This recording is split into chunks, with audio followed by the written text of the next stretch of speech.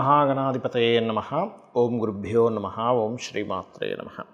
ప్రేక్షకులకి మనం ఈరోజు వార ఫలితాల్లో 15వ తేదీ నుంచి 21వ తేదీ వరకు ఉన్నటువంటి గ్రహస్థితి ఏ విధంగా ఉంది, తద్వారా మనం ఈ వారం ఏ విషయాలు చక్కటి ఫలితాలు ఇవ్వనున్నాయి, ఏ విషయాల పట్ల జాగ్రత్తగా ఉండాలి అనేటువంటి అంశాలు చెప్తుంది నేనైనప్పటికీ కూడా చెప్పేస్తుంది సాక్షాత్ లలిత అమ్మవారిగా భావిస్తూ, ముందుగా గ్రహస్థితి కనుక చూసుకున్నట్లయితే చంద్రుడు ఈ వారం మొత్తము కూడా చూసుకున్నట్లయితే మనకి మకర రాశి నుంచి మేషరాశి వరకు సంచరిస్తాడు.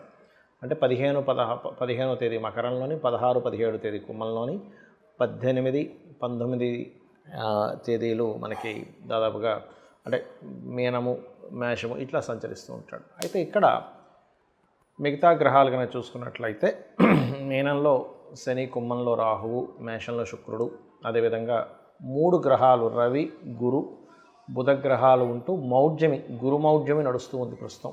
సో మౌఢ్యం వల్ల కూడా కొన్ని జాగ్రత్తలు తీసుకోవాల్సిన పరిస్థితి ఉంది. అదేవిధంగా మీకు సింహంలో కుజుడు, కేతువు కలిసి ఉన్నారు. ఈ యొక్క గ్రహాల యొక్క కలయిక మూలంగా ఒక్కొక్క లగ్నము తెలియనటువంటి వారు రాశి నుంచి చూసుకోవచ్చు.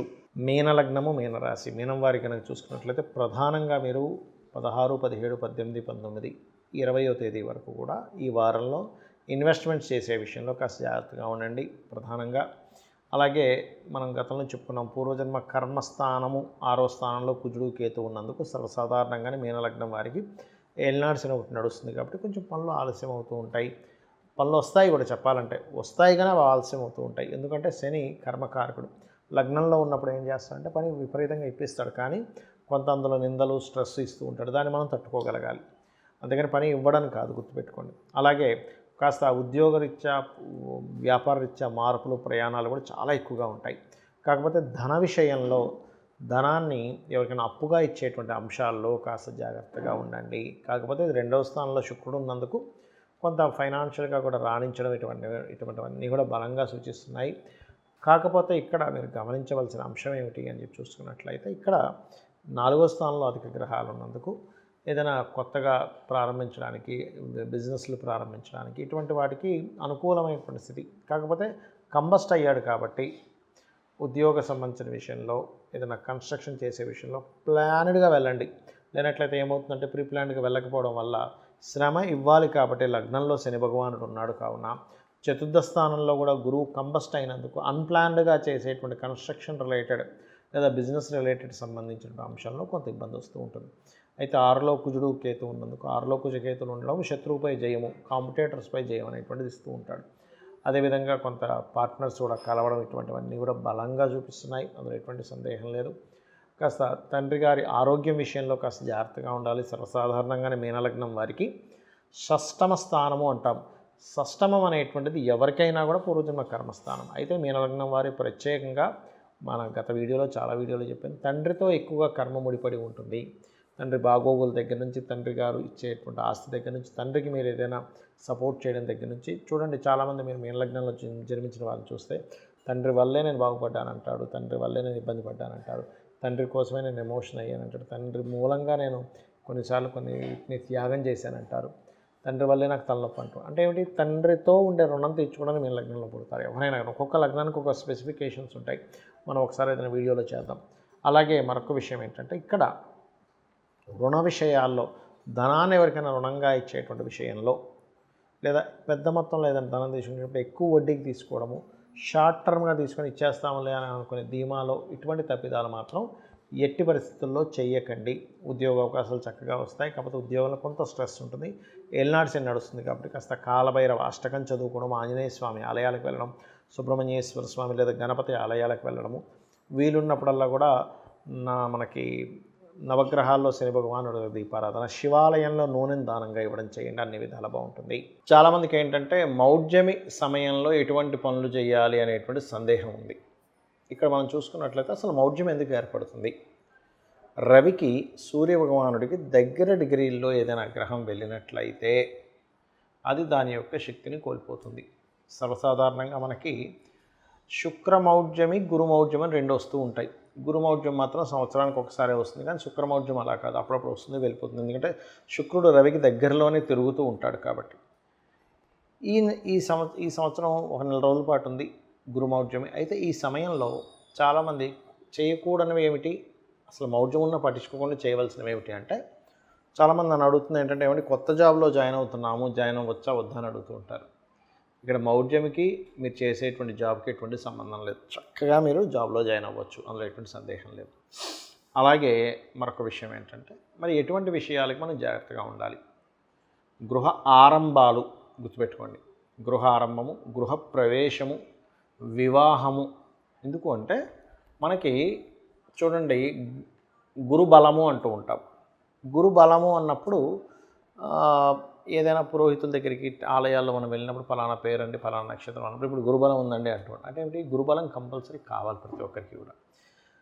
ఆ రకంగా గురువు యొక్క బలము కనుక తక్కువగా ఉందనుకోండి, అప్పుడు ఏమవుతుంది, ఆ పని ఫలకృతం అవ్వదు. అందుకని గురువు సహజ శుభగ్రహం కాబట్టి మౌఢ్యమిలో ఉన్నాడు కావున మీరు ఈ సమయంలో వివాహాలు, నిశ్చితార్థాలు, ఇలాంటివి కొంచెం అన్నప్రాసనలు ఇలాంటివన్నీ కూడా కొంచెం చేయొద్దని చెప్తుంటారు. కొంతమంది అన్నప్రాసన కూడా పెద్దగా పట్టించుకోరు, బట్ దాని పెద్ద ఇబ్బంది ఏం లేదు. కానీ ముఖ్యంగా గృహప్రవేశాలకి, వాహనం కొనుగోలు చేయడానికి అయితే శుక్రమౌఢ్యమి కాదు గురుమౌఢ్యం కాబట్టి వాహనానికి కూడా పెద్ద ఇబ్బంది ఏమి ఉండదు, చేసుకోవచ్చు. ఎందుకంటే శుక్రుడు బాగానే ఉన్నాడు, కాకపోతే కొంత కేతుతో దృష్టిలో ఉన్నాడు కాబట్టి ఒకవేళ వాహనం కొనుక్కునే వాళ్ళు ఎవరైనా ఉంటే గణపతి ఆరాధన చేసుకొని తీసుకోవడం మంచిది. అయితే కొన్నిసార్లు మనకు తప్పనిసరి తీసుకోవాల్సి వస్తాయి. కొన్ని ఏమండి మేము ఆల్రెడీ ఇచ్చేసాము, ప్రారంభం అయిపోయింది అన్నప్పుడు సూర్య ఆరాధన చేయాలి. అంటే తప్పనిసరి మాకు ఇంకా గత్యంతరం లేదు అని అనుకున్నప్పుడు సూర్య ఆరాధన చేయడం వల్ల కొంత దోషం తగ్గుతుంది, కానీ దాని ప్రభావం కొంత ఉంటుంది. అలాగే మరొక విషయం ఏంటంటే, ఇక్కడ చాలామంది ఏమంటే సంతానాన్ని పొందుదాం అనుకుంటున్నాం, అమ్మో ఈ నెల రోజులు అలాగా సంతానం మీరు కలగాలి అని రాసి పెట్టినప్పుడు కలుగుతుంది. దాన్ని మీరు ఆపలేరు, దాన్ని ఆపుకునే ప్రయత్నం కూడా చేయకూడదు, మౌఢ్యం ఉంది కదా అని. అలాగే మరొక విషయం ఏంటంటే, ఇక్కడ గురువు రవి కలిసి కూడా ఉన్నారండి. అంటే మౌఢ్యమి ఒక ఫలితం ఇస్తే ఆ రెండు కలిసి ఉండడం ఒక మంచి ఇది కూడా. ఎలాగా అంటే, గురువు ఎప్పుడైనా రవికి దగ్గరలో ఉన్నప్పుడు కొంచెం ఈ బంగారానికి సంబంధించిన విషయంలో కూడా మంచి ఫ్లక్చువేషన్స్ కూడా వస్తాయి. ఒక్కోసారి సడన్గా పెరగడం, తగ్గడం ఇట్లాంటివి కూడా జరుగుతూ ఉంటాయి గుర్రవులు కలిసినప్పుడు. అదేవిధంగా మరొక విషయం ఏంటంటే, ఎవరికైనా సరే ఇప్పుడు దశమ స్థానం రవి అంటే ఇప్పుడు మనకి మిథున లగ్నం అయింది, లేదా కన్యా లగ్నం అయింది, వాళ్ళకి దశమ స్థానం రవి గురువులు ఉన్నటువంటి స్థితి ఉంది. కాబట్టి ఏమిటి, ఈ కాంబినేషన్ ఎప్పుడైతే అక్కడ ఉందో అది ఇచ్చే రిజల్ట్ ముఖ్యంగా గవర్నమెంట్ రిలేటెడ్ వాటికి యోగిస్తుంది. మరి గురువు కంబస్ట్లో ఉన్నాడు కదండి, అంటే గురువు కంబస్ట్లో ఉన్నందుకు అది వేరు. అంటే ఇక్కడ ఏమిటి, మీ పర్సనల్ చార్ట్లో లగ్నం ఏమిటి, ధనస్థానం ఏమిటి, మీ ప్రయత్నాల స్థానం ఏమిటి, మీ యొక్క ప్రాపర్టీ స్థానం ఎలా ఉంది, మీ విద్యాస్థానం ఎలా ఉంది, 4వ భావాన్ని బట్టి మీ సంతాన స్థానం ఎలా ఉంది.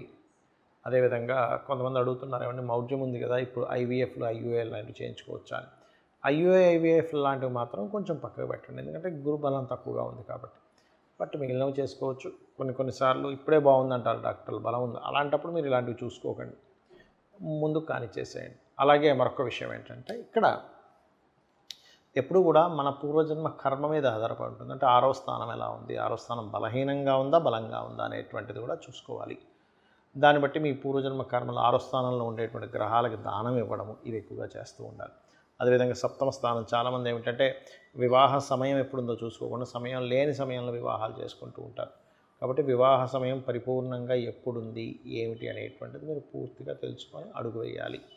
అలాగే మరొక విషయం ఏంటంటే, ఇక్కడ ఈ ఉద్యోగము, వ్యాపారము ఇవన్నీ కూడా మీ దశమ స్థానము, లాభస్థానాలు బట్టే ఉంటాయి. కానీ ఏదో ఏలినాటి శని వచ్చింది కాబట్టి నాకు ఇబ్బంది అవుతుంది, కాలసర్ప యోగంలో ఉంది కాబట్టి నాకు ఎందుకు పనికి రాకుండా పోతున్నానేమో అనేటువంటి అపోహల్లో బ్రతకకండి. ముఖ్యంగా మీ యొక్క ప్లానటరీ పొజిషన్స్ ఎలా ఉన్నాయి, మీ అధిపతి ఎవరు, మీరు ధనం సంపాదించలేకపోతున్నారంటే మీ ధనాధిపతి ఎవరు, అలా చూసుకోండి.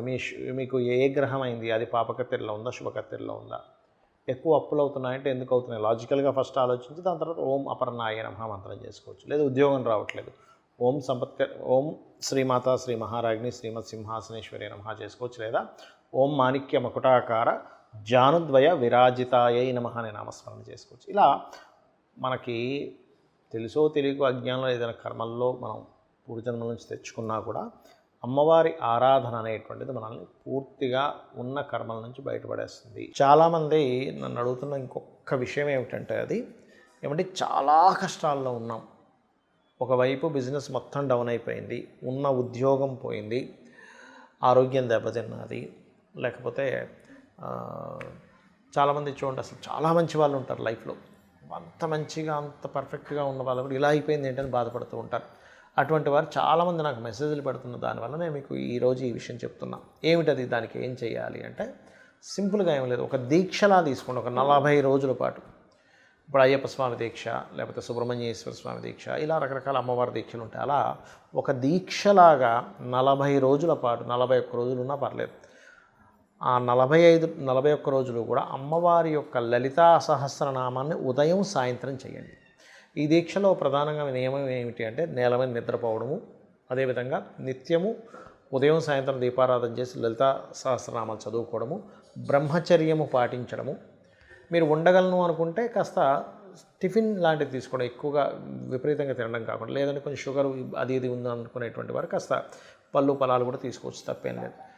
ఇవి గనక చేసినట్లయితే, ఒక దీక్షలో ఎలా చేస్తారో అలా చేసినట్లయి ఆఖరి రోజు దీక్ష అయిపోయిన తర్వాత ఏదైనా అమ్మవారి దుర్గా ఆలయం కావచ్చు, లలిత ఆలయం కానీ వెళ్ళి వచ్చినట్లయితే, దీనిలో ముడుపులేం కట్టక్కర్లేదు, మీ జీవితం ఖచ్చితంగా మారుతుంది. శ్రీమాత్రే నమః.